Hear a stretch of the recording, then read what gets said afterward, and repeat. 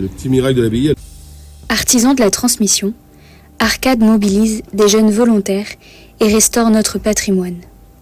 Cet été, l'association posera ses valises en Mayenne, à l'abbaye de Clermont. Clermont, c'est un site remarquable parce que c'est une abbaye cistercienne du XIIe qui a la chance d'avoir gardé quasiment son plan d'origine, à part le bâtiment sud qui est tombé dans les années 50. Mais c'est un site où on a 3 bâtiments déjà majeurs classés. L'abbatiale, l'église abbatiale, qui est du XIIe, qui est l'église la plus haute, la plus vaste de la Mayenne au niveau volume. On a sa porterie, qui est du XIIe aussi, et aussi son bâtiment des Converses, qui est relativement rare en France. Converse, c'est un frère qui n'a pas fait le même type de vœux que les pères, tout à fait dans l'ordre cistercien, c'est-à-dire que chez les cisterciens, on s'autogère. Et les Converses sont issus généralement de la paysannerie, ils ne savent pas lire, ils ne savent pas écrire, mais ne font pas le même type de vœux que les pères, n'assistent pas à l'ensemble des offices, mais leur rôle, c'est vraiment de travailler et d'apporter tout ce que l'abbaye a besoin. Aujourd'hui, on n'a pas le droit de nous travailler sur les bâtiments classés, pas plus les bénévoles que malheureusement des groupes comme Arcade, puisque tout ce qui est classé doit passer obligatoirement par des autorisations, un architecte et des entreprises agréées. Par contre, on peut effectivement utiliser les jeunes d'Arcade qui, entre autres, viennent nous aider à des tâches de déplacement, par exemple de matériaux, du débroussaillage, voilà, travailler sur des bâtiments comme on a aussi des bâtiments qui sont 19e et qui eux ne sont pas classés, voilà, sur des tâches qui auraient été plus compliquées à faire nous puisqu'on n'est pas assez nombreux peut-être en bénévoles actifs, et donc ça permet voilà, des fois de lancer d'avoir cette jeunesse-là qui vient aussi nous épauler pour des chantiers un peu plus conséquents. On leur offre le logement et en même temps, voilà, en échange, ils nous font des travaux. Et puis il y a aussi cet échange culturel puisqu'à chaque fois ils ont une équipe d'artistes qui viennent. Et donc ça nous permet aussi d'avoir un programme artistique qui est lié et intéressant aussi pour l'abbaye. Ouais. Alors ils ont travaillé beaucoup sur le mur, hein, c'était vraiment l'objectif l'année dernière, puisque ce mur était en très mauvais état, il n'y avait pratiquement plus rien. Tout était recouvert de pierres, de ronces et compagnie, donc ils ont travaillé essentiellement sur ce sujet-là. Fondée en 1152 par les barons de Laval, l'abbaye Notre-Dame de Clermont est un témoin exceptionnel de l'architecture cistercienne du XIIe siècle. En ordre général, une abbaye cistercienne était peu décorée, tout se faisait par la lumière. C'est pour ça qu'on a des vitraux qui ont été refaits depuis les années 60 par un ancien membre de l'association qui était maître verrier et qui a refait les vitraux dans le principe cistercien, c'est-à-dire une grisaille, 3 couleurs relativement fades, avec des entrelacs. Et les cisterciens ne représentent rien, pas de personnages, pas de dieux, pas d'animaux. Et tout doit jouer sur la lumière pour surtout ne pas détourner les pères de leur prière. Alors la charpente est 17e, à part au niveau de la croisée où un clocher 17e avait été monté qui est tombé au jour de Pâques 1945. Et donc les demoiselles ont fait remonter un clocher dans le principe des clochers cisterciens, c'est des petits clochers avec peu de cloches. Alors les demoiselles, c'est les 2 dames qui ont racheté l'abbaye en 54. Alors l'histoire est un petit peu compliquée puisqu'elles ont découvert l'abbaye la première fois en 1936 par le train. Mademoiselle Denis, en passant par la ligne de TGV, pas de TGV à l'époque, mais de train, qui allait de Paris-Brest, va apercevoir ce fameux clocher qui était un clocher imposant du 17e et va en parler à son amie Mademoiselle Blanchot avec qui elle vivait sur Paris, elles étaient aux Beaux-Arts, et vont revenir voir l'ensemble en pensant qu'elles vont tomber sur une petite chapelle.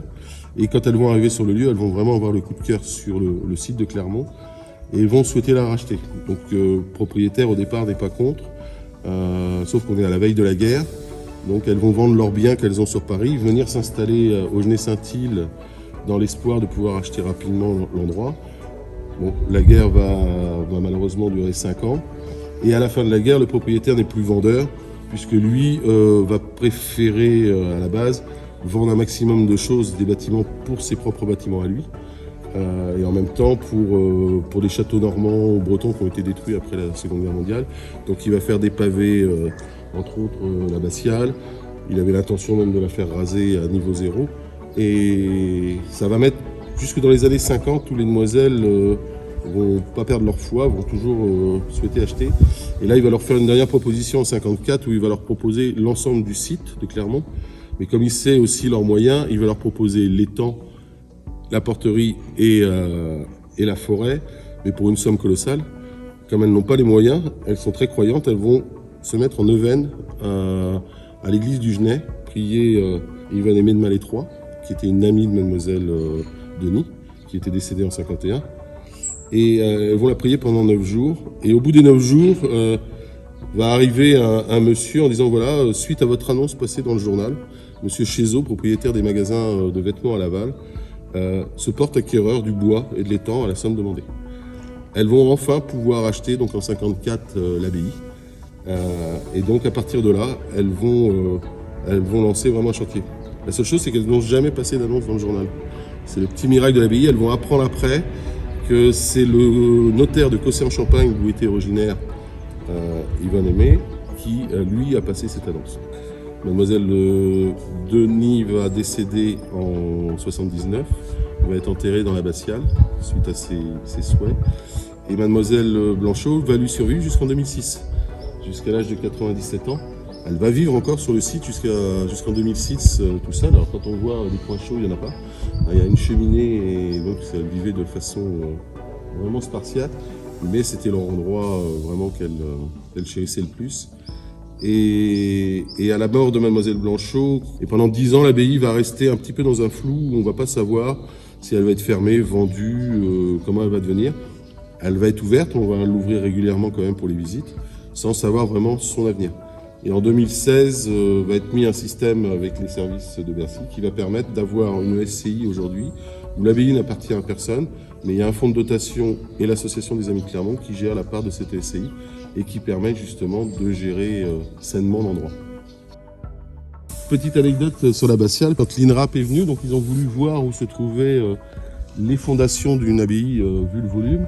Et donc ils ont creusé au pied d'un pilier et on est sur 30 cm de pierre. Et on arrive directement après sur la terre avec une nappe phréatique qui est à 60 cm du sol. Donc ce qui montre bien aussi le génie de nos moines cisterciens au XIIe d'arriver à monter ce type de bâtiment avec son volume qui aujourd'hui, 900 ans après, c'est toujours présent.